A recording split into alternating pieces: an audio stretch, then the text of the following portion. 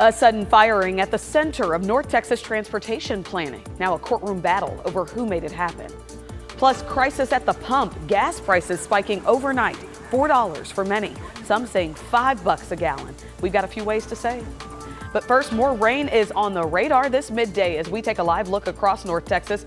Fort Worth with a few showers, Dallas too, even the Weatherford camera. Think I see a few little sprinkles there. Marielle's tracking it all. Thanks so much for starting your midday with us. I'm Dia Wall here with meteorologist Marielle Ruiz. We're talking about rain because there are events happening across North Texas, like Mayfest is kicking off in Fort Worth, but we got showers. Yeah, we've got showers, and it all kicks off today. It almost feels like everyone's getting an early jump on the weekend activities. However, we have kind of a change up, right? We've got cool, wet weather today and tomorrow. 61 degrees. 61 right now, and this weekend is actually going to be really nice. We've got sunshine and 70s, but we have to get through the next couple of days of this rain. And it's just that. It's rain. We're not looking at anything strong or severe at the moment. And I'm not expecting it simply because all the ingredients are just not there. Right now, we do have some rain moving into areas of the Metroplex. We do have some thunderstorms in Ellis and Navarro County. Those thunderstorms are just that, thunderstorms. We're not looking at anything severe. We are seeing quite a bit of lightning, though, that was passing through areas of southern Ellis County, Navarro County, but a lot of that looks like it has kind of chilled out quite a bit. Now we are looking at some rain right now across portions of Parker County, just some light rain at that.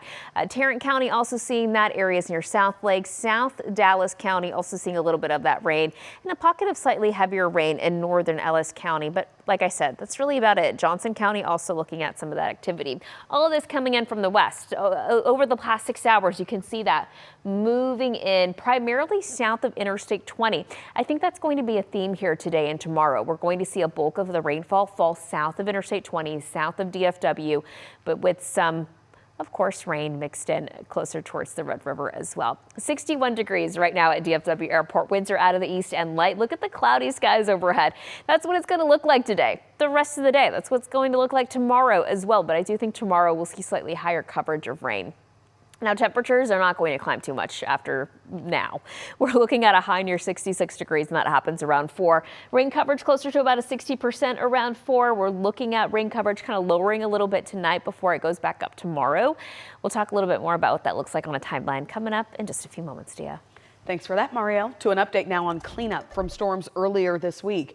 We now know that 5 tornadoes hit North Texas on Tuesday, the strongest in EF3 in Mineral Wells. The National Weather Service also confirmed 3 others in Johnson County, in Cleburne, Rio Vista, and Crescent. A tornado in Bowie and Montague County is also under review. Meantime, a curfew for Mineral Wells expired this morning. Cleanup, though, will be underway for a while. And in true Texas fashion, neighbors, volunteers, and the Red Cross are all stepping up to help. We are here to offer that comfort, offer that hope, offer the help to them. Thank you so much. What a huge blessing. The relief efforts have been more than we could have ever expected, honestly. The Red Cross is offering to shelter those who need it. And we have an update from Springtown in Wise County, where students returned to school this morning. They've been out of class all week after an EF1 tornado hit the community Saturday night. The district closed to allow families to focus on recovery efforts. We've got more rain on the forecast, so make sure you download WFAA Plus for live radar and updates throughout the day. Plus is a free download, as always, to your smart TV. One of the most powerful transportation officials in North Texas fired after 35 years. Now there's an emergency meeting set 2 hours from now to try to figure out what to do about it. WFAA transportation reporter Janelle Fort reports. By no means would I say that Michael Morris is a household name, but his work is all over North Texas. For decades, he's helped steer some of the region's biggest transportation decisions. Things like roads, toll lanes, rail plans, air quality funding, even World Cup transportation planning. The North Central Texas Council of Governments confirmed Morris's last day was Tuesday, but they did not say why he was let go, and that's where this gets messy. The fight is over who had the power to fire him. Denton County sued to stop it, arguing the COG was overstepping the RTC's authority, both on Morris's job and the proposed high-speed rail route through downtown Dallas. A Denton County judge initially placed a restraining order in place, but after the case moved to Tarrant County, a judge there lifted the part blocking Morris's termination. He was fired just a few hours later. Now TxDOT is proposing a new agreement to make clear the RTC has hiring and firing authority going forward. We just need to, put down our feelings and our swords to the extent that people have those, work together, sign the agreement with TxDOT, and move forward. So that's what they'll be taking up in today's meeting. Morse is firing, setting aside $5 million for this legal fight, as well as World Cup planning. I'll send it back to you in the studio. Big thanks to Janelle for that. Happening today, a man on death row for the murder of 2 music producers in Garland is set to be executed tonight. James Broadnax was sentenced to death for the crime in 2009. He has unsuccessfully appealed his sentence several times. In March, Broadnax's cousin, Demarius Cummings, confessed to the shooting and said that he shot the producers and convinced Broadnax to take the blame. Cummings is serving a life sentence. We're closing in on the end of week 4 in the sentencing trial of Tanner Horner as we take a look live right now at our coverage on WFAA+. Jurors need to decide if the delivery driver will be sentenced to death for the murder of 7-year-old Athena Strand. Defense attorneys claim that Horner struggled to think through his actions because he has autism, but prosecutors have called his actions calculated. We're bringing you coverage of this trial, gavel to gavel, all of the testimony and expert analysis hosted by our senior investigative reporter, Tanya Iser. It's on WFAA+ right now. The suspect in the White House Correspondents' Dinner attack is back in court today. This comes after authorities released what they say are chilling new images of the alleged shooter. ABC's Olivia Rubin with those details. Today, the man accused of trying to assassinate President Trump back in federal court. Prosecutors urging a judge to keep Cole Thomas Allen detained pending trial. Allen's attorneys conceding, agreeing to detention after previously arguing for release. And we're learning more about what authorities say were the events leading up to the attack. Law enforcement saying 31-year-old Allen took this selfie photo in his room at the Washington Hilton Hotel, weapons holstered to his body. Moments before they say he rushed downstairs toward the ballroom where Trump and Vice President Vance sat.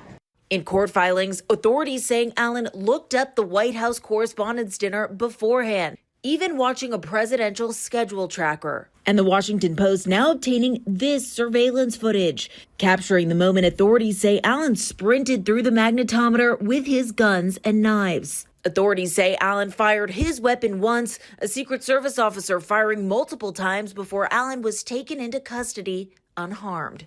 Now, Allen has not yet entered a plea to the 3 federal charges he's facing, one of which includes attempting to assassinate the president. Olivia Rubin, ABC News, Washington. As airlines face soaring fuel costs, Spirit Airlines may be just days away from running out of money. That is from sources telling ABC News it's not clear how much longer the airline can keep flying before they have to liquidate. A bankruptcy hearing is set for today, but it's been postponed amid discussions about a possible bailout from the Trump administration. Gas prices are hitting hard, and as we get closer to summer travel, they're now at levels that we have not seen in years. In some places, nearing $5 a gallon. But there are still a few ways to save. Natalie Haddad has those.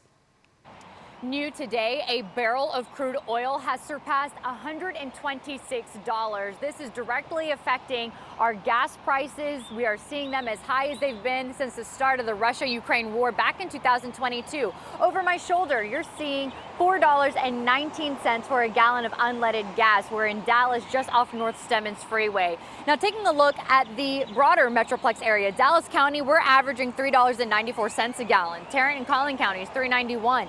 Denton County, $3.93, and that is still slightly below the national average, now sitting around $4.30 a gallon. But I want to circle back to Dallas, because at some places, like the Shell on McKinney Avenue, which is in Uptown, we saw prices as high as $4.99 for a regular gallon. That is higher than what we saw in 2022 at the start of the Russia-Ukraine war. Now, according to AAA, much of this spike is being driven by the new war, the uncertainty in Iran.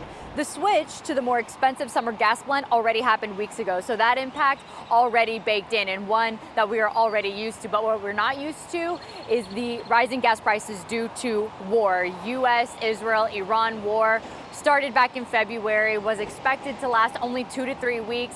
We are now in month 2, and so long as that continues, so may these roller coaster gas prices. In Dallas, I'm Natalie Haddad. I'll send it back to you.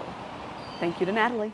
A few ways to save. Memberships like Walmart Plus can save you about 10 cents a gallon at thousands of stations. Even Amazon Prime offers similar discounts at select locations. If you link your account to the Earnify app, that's a partnership with BP, you can save up to 20 cents a gallon on Fridays through May 29th. Plus, check your credit cards. Some offer cash back or fuel rewards, and those savings can add up. Time for some health news this midday, and we're focusing on the one thing we all need but don't seem to get enough of. Oh boy, sleep. One reason you may not get enough Z's is restless leg syndrome.